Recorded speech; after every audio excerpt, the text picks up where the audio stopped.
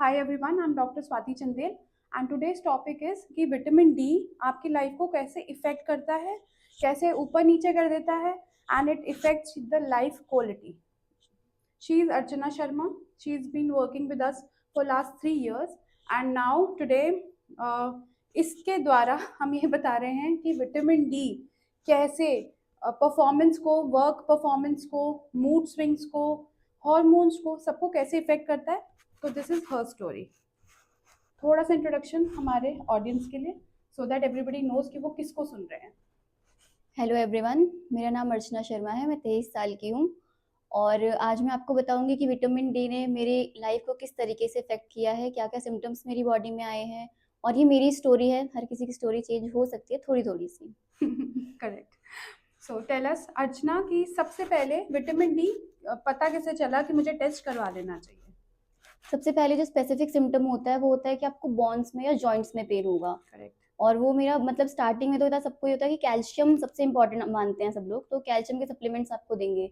But जब उससे treat नहीं हुआ और कंडीशन और ज़्यादा खराब होने लगी तो फिर डॉक्टर ने विटामिन डी के लिए सजेस्ट किया। और क्या वैल्यू आई थी एक बार बताओ सबको.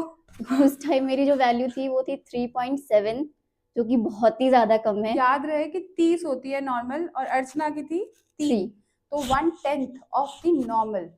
तो क्या क्या होता था, क्योंकि उस वक्त तो तुम बच्ची रही होगी, तो पढ़ाई हाँ, पे और किस तरीके से लाइफ को उसने बिना समझ के कुछ हो रहा होगा ना, वो बताना. मतलब बहुत अजीब जो था वो, मतलब एक तो मेरी जॉइंट्स बहुत ज़्यादा पेन कर रहे थे और नॉर्मल जो डेली टास्क होते हैं हमारे, मैं वो भी नहीं कर पा रही थी।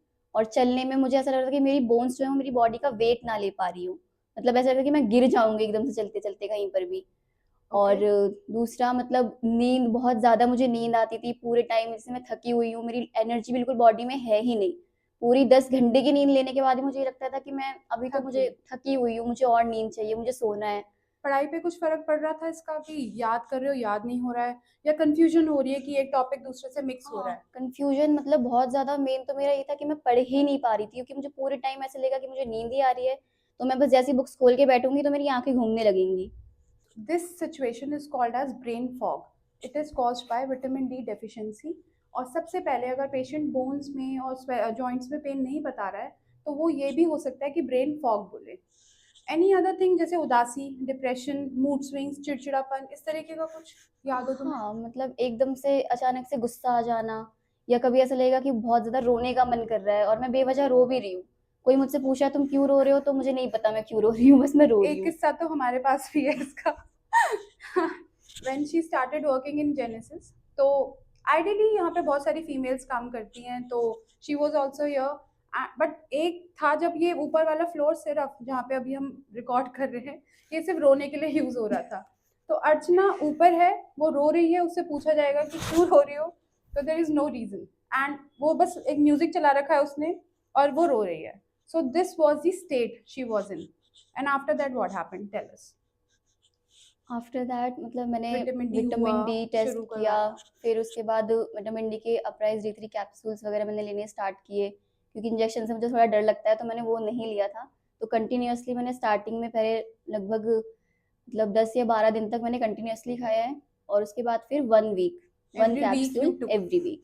एंड डोज याद है तुम्हें या मैं बताऊँ? I think 60,000 units. 60,000 international units जो होते हैं वो वीकली होते हैं. उसे रोज आप नहीं खा सकते, दैट कैन कॉज टॉक्सिसिटी. तो जो उन्होंने रोज खाया है वो डेली डोज वाला ही था कैप्सूल. तो 60,000 वाले को जल्दी खाने की कोशिश नहीं करनी है, क्योंकि वो टॉक्सिक हो जाएगा. बॉडी एकदम से उसको एब्जॉर्ब नहीं कर सकती है. अब क्या है, what is your status right now, vitamin D का लेवल अब क्या है? अभी जो मेरा लास्ट लेवल था वो, मतलब अब तो मुझे विटामिन डी अब मैं एवरी वीक ले रही हूँ, फिर कभी मैं स्किप भी कर देती हूँ कि शायद ज़्यादा से टॉक्सिसिटी कर दे। तो 35 के अराउंड था, जो अभी कि भी अब कम ही ठीक है। है, मतलब यू हैव टू कंटिन्यू. हाँ, मतलब अभी मैं कभी जैसे पूरा टोटल ना लेकर के, जैसे अभी मैंने कुछ टाइम के लिए 1 या 2 महीने लिया, फिर मैं उसको बीच में स्किप कर देती हूँ कि ऐसा ना हो कि ज़्यादा से कुछ नुकसान हो जाए। तो क्या डिफरेंस आया है, क्योंकि तुम पूरे दिन यहीं हो, you are working here for like 8 hours, है ना? तो अब क्या मतलब फर्क क्या पड़ा है? क्योंकि रिपोर्टिंग सेक्शन में जब हम बैठते हैं तो we need lot of focus. तो क्या फर्क आया है? फ़र्क अब ये है कि अब मतलब एक तो थोड़ा मेरा फ़ोकस क्लियर हो गया है, दूसरा जो मुझे बोन्स पेन था, जॉइंट्स पेन था, वो अब नहीं है। अब वो बेहतर है, मतलब ठीक ही है, अब तो नहीं है।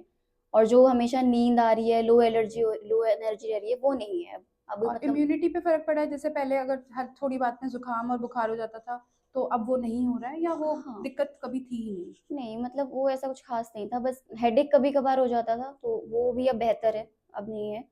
कोल्ड वगैरह की तो खैर नहीं। Also, I want to tell everybody that she has a fantastic photographic memory. मतलब उसको दिखेगा और वो याद कर लेगी. And if she's saying that she was confused, that means she was really confused. And all that because of vitamin D and also vitamin B12 to a certain extent. So, what is the message? Last message. What is the message you want to give to everyone in India? अगर आपको थोड़ा-सा भी bones में या joints में pen है, कुछ भी मतलब लो एनर्जी आप फ़ील कर रहे हो, कन्फ्यूजन है किसी भी तरीके का, तो आप एक बार विटामिन डी के लेवल्स ज़रूर चेक करो और स्पेशली अगर सर्दियाँ हैं और आप इंडोर रहते हो ज़्यादा time, vitamin office D hours आपको ज़्यादा है. सनलाइट नहीं मिल पा रही है, तो आप विटामिन डी अपना चेक करवाओ। अगर वो कम है तो टाइमली ट्रीटमेंट भी लो क्योंकि बहुत ज़रूरी है। आपकी ओवरऑल बॉडी फंक्शनिंग को विटामिन डी अफ़ेक्ट करता है, तो अगर थोड़ा-सा भी उसका जो लेवल्स हैं वो कम होंगे तो वो आपको अफ़ेक्ट करेंगे। And also if you are suffering from depression, मतलब बिना वजह की एक डिप्रेशन हो रही है, मूड स्विंग्स हो रहे हैं, तो भी आप विटामिन डी ज़रूर चेक करवाइए, साथ में B12 भी चेक करवा लीजिए. एंड ऑल्सो उन्होंने कहा कि धूप नहीं ले रहे हो, अगर आप इंडिया में धूप ले भी रहे हो तो भी विटामिन डी कम हो सकता है, क्योंकि एक तो हम यहाँ पूरे कपड़े पहनने वाला देश है, there is no bikini culture here, तो आपकी जो बॉडी है वो एक्सपोज नहीं हो रही विटामिन डी से. ऑल्सो पोल्यूशन की वजह से वो जो यूवी रेज है वो पूरी नीचे तक आ ही नहीं रही हैं, तो यूवी रेज हमें चाहिए विटामिन डी को एब्जॉर्ब करने के लिए, वो हमें यहाँ नहीं मिलती है. So this is it, right? और कुछ ऐड करना है? नहीं, आई थिंक इट्स ओके। या ओके.